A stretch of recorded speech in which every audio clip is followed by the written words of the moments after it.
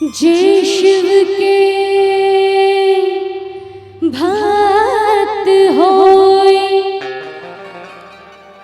ओह के दुख सितम ना सताए।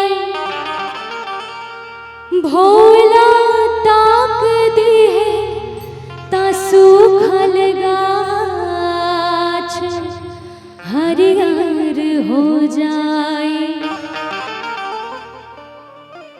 भगतन के अपन भोला रक्षा करेला हरदम। जेकर श्रद्धा होए साच ओहे शिव जी के पाए।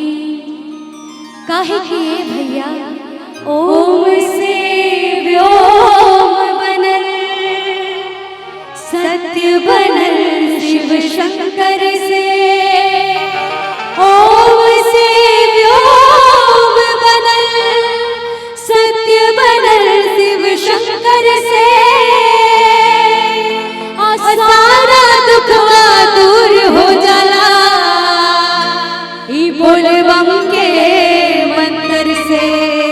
यही से तो कहत है, का कहत है कि जेकर नाथ भोलेनाथ हुआ नाथ कैसे होई। जेकर नाथ भोलेनाथ हुआ नाथ कैसे होई। जेकर नाथ भोलेनाथ हुआ नाथ कैसे होई। जेकर नाथ भोलेनाथ हुआ नाथ कैसे होई। अनाथ कैसे होई अनाथ कैसे होई। अनाथ कैसे होई अनाथ कैसे होई। अनाथ कैसे होई अनाथ कैसे होई। अनाथ कैसे होई अनाथ कैसे होई। भोला चाहली है भोला भोला चाहली है भोला भोला चाहली है दिन का रात कैसे होई। भोला चाहली है दिन का रात कैसे होई। जेकर नाथ भोलेनाथ वो नाथ कैसे होई।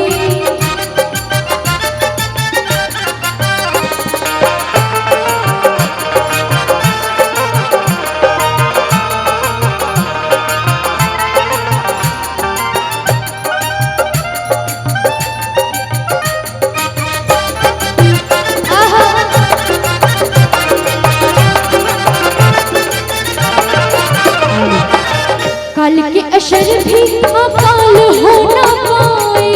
काल के असर भी अकाल हो ना पाए। बाबा की महिमा अपने असर दिखाई। बाबा की महिमा अपने असर दिखाई। काल के असर भी अकाल हो ना पाए। बाबा की महिमा अपने असर दिखाई। असर दिखाई अपने असर दिखाई। आसर दिखाई अपन आसर दिखाई।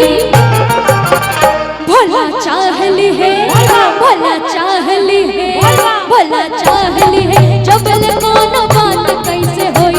भोला चाहली है जबल कोनो बात कैसे होई। जेकर नाथ भोलेनाथ हुआ नाथ कैसे होई। जेकर नाथ भोलेनाथ हुआ नाथ कैसे होई।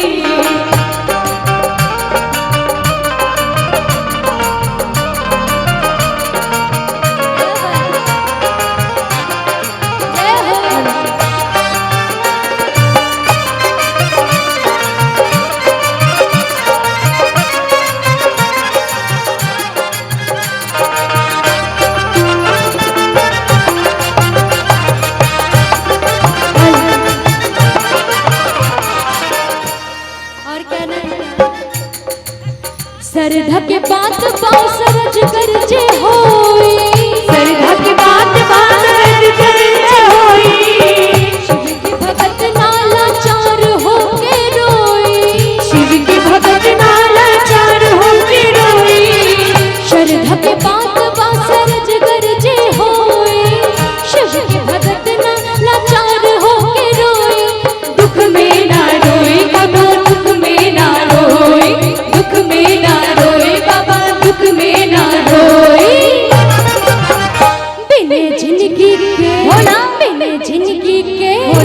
में जिंदगी के खेल में उमात कैसे होई, बिना जिंदगी के खेल में उमात कैसे होई, जेकर नाथ भोलेनाथ हुआ नाथ कैसे होई, जेकर नाथ भोलेनाथ हुआ नाथ कैसे होई, अनाथ कैसे होई, अनाथ कैसे होई, अनाथ कैसे होई, अनाथ कैसे होई, अनाथ कैसे होई, अनाथ कैसे होई।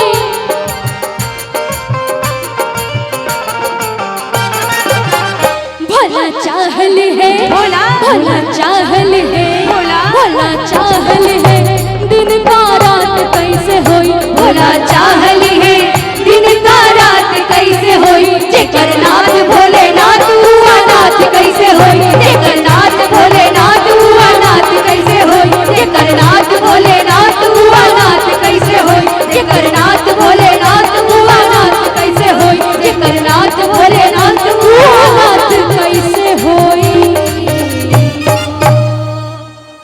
बोल सच्चे दरबार की जय, शंकर भगवान की जय।